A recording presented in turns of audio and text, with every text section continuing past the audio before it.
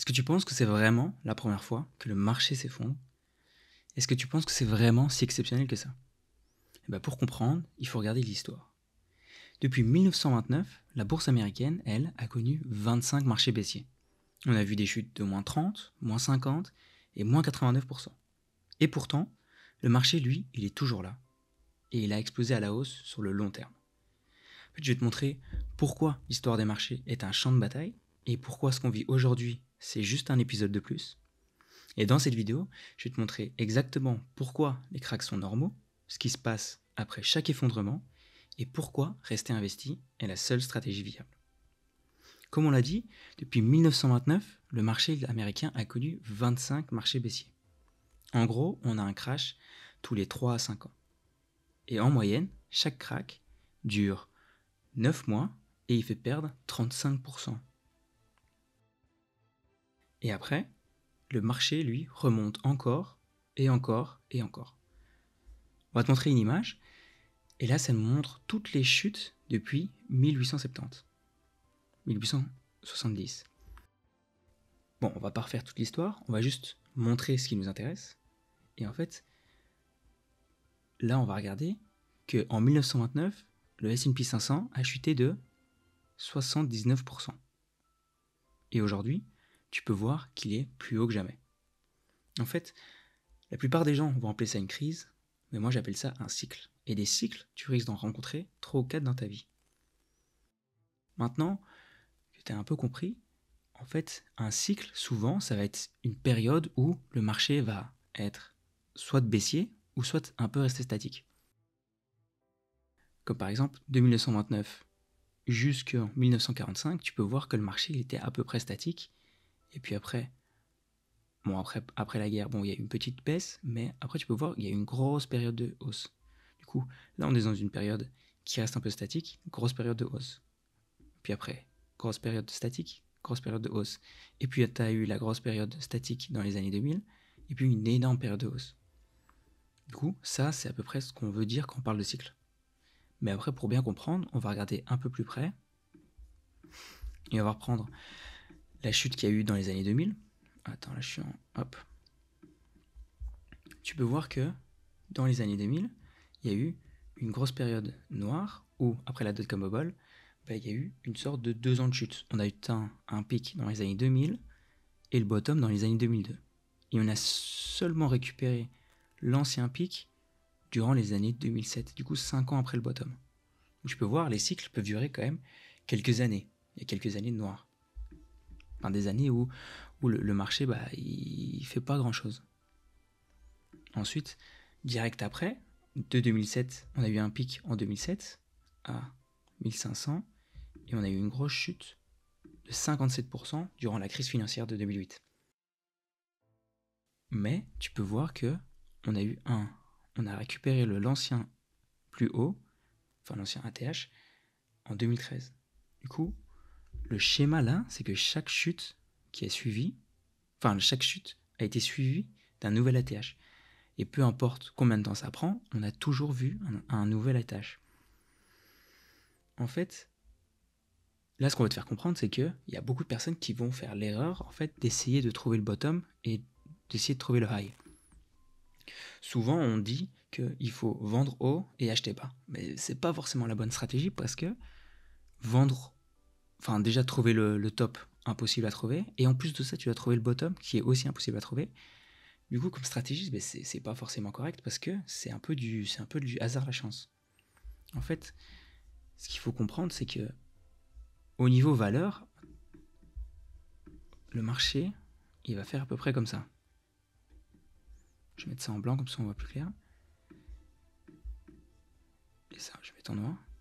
Mais réellement, sur les marchés, tu vas voir, en fait, la valeur va faire comme ça.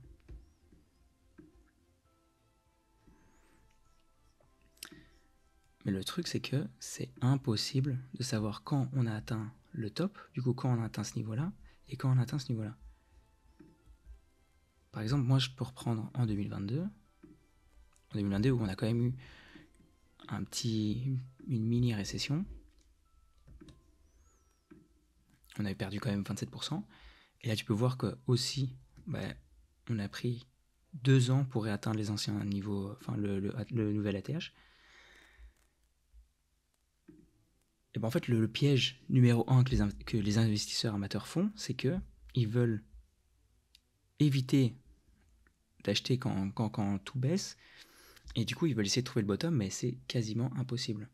Parce que il faut vraiment une chance incroyable. Et le mieux, c'est de continuer à acheter, d'acheter un peu au hasard. Enfin, pas au hasard, mais comme on l'a expliqué dans une stratégie, quand tu vas acheter, tu vas pas acheter tout au même moment, tu vas essayer de répartir un peu ton investissement, et du coup, comme ça, tu vas lisser en fait ton prix d'achat, et tu risques d'avoir un prix d'achat dans ces eaux-là, et pas essayer de risquer d'essayer de trouver un bottom alors que tu risques de jamais acheter au final. Et quand tu vas lisser, tu vas avoir un prix d'achat ici, et du coup, tu peux voir que pour récupérer en fait ton ancien, enfin pour devenir égal, tu peux voir que tu vas prendre une demi-année par exemple. Et c'est ça qui est intéressant, c'est pour ça qu'on parle souvent de DCA, parce que c'est la bonne stratégie. De ne pas essayer de timer le marché pour essayer de trouver un point bas et puis ensuite un point haut. Là, on va te montrer une étude qui montre exactement en fait ce qu'on vient de te démontrer, c'est que quelqu'un a acheté en 1995 10 000 euros du S&P 500 et en 2024, la valeur de ces 10 000 euros ont atteint 220 000 euros. Mais s'il avait raté les 10 meilleurs jours, son investissement aurait seulement valu 102 000 euros. Du coup, il a perdu près de 54% de sa valeur. Et en fait, on peut le voir ici que, par exemple, hier, c'était un jour incroyable pour le marché, parce que juste hier, le S&P 500, lui, il a fait presque 11% en une journée. Du coup, c'est ça qu'on dit que ça, c'était un des meilleurs jours, honnêtement, depuis quelques temps quand même, quoi. En fait, ce qu'il faut comprendre, c'est que il y a 5 grosses leçons à tirer. C'est que la première, les cracks, ils sont normaux. Comme tu as pu voir que là, sur cette image, il y en a eu des dizaines et des dizaines. Et qu'ensuite, on a tout le temps récupéré les anciens hauts. Si on regarde ensuite, ça c'est des plus rechutes au plus bas. Donc par exemple, là, tu as la crise de 1929 dont on a parlé. Puis après, tu as la crise des années 2000 où on a perdu 54% et qu'on a récupéré vraiment le top 13 ans après. Mais plus récemment, en 2021, on a eu l'Ukraine, les inflations, on a perdu 28% et on a pris 3 ans pour récupérer.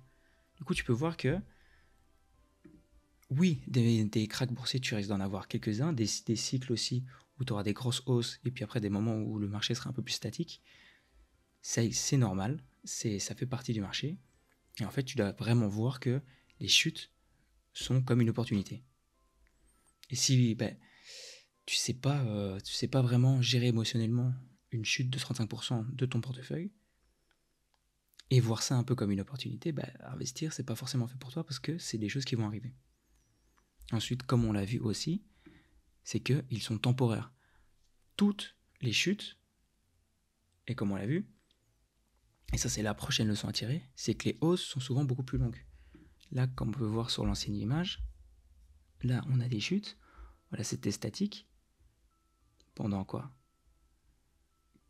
15 ans, et ensuite après, de 45 à 68, du coup, 23 ans, c'était 23 ans de hausse. Du coup, souvent les chutes sont plus courtes et les hausses sont souvent plus longues.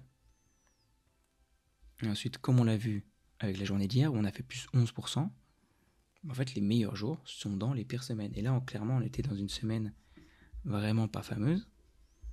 Donc, depuis février, on avait perdu près de 21%. Et tu peux voir que juste hier, on a fait 11% de gains.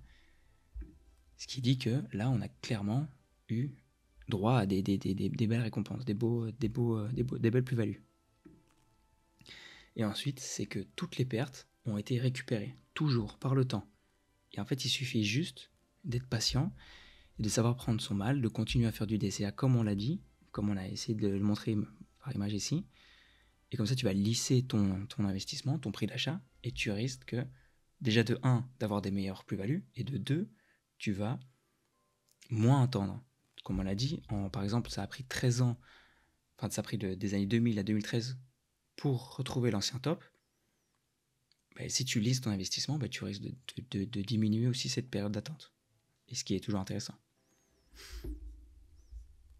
Du coup, c'est en fait l'investisseur qui gagne, c'est pas celui qui est le plus intelligent, c'est celui qui arrive à rester le plus calme et qui arrive un peu à contrôler ses émotions. Maintenant que tu sais ce qu'il faut faire pendant les crises, tu dois savoir comment trouver les bonnes entreprises dans lesquelles investir. Et pour ça, j'ai préparé une vidéo qui t'explique comment analyser une action en 10 minutes. Elle s'affiche juste ici. Et si tu aimes le contenu, pense à t'abonner. Ciao.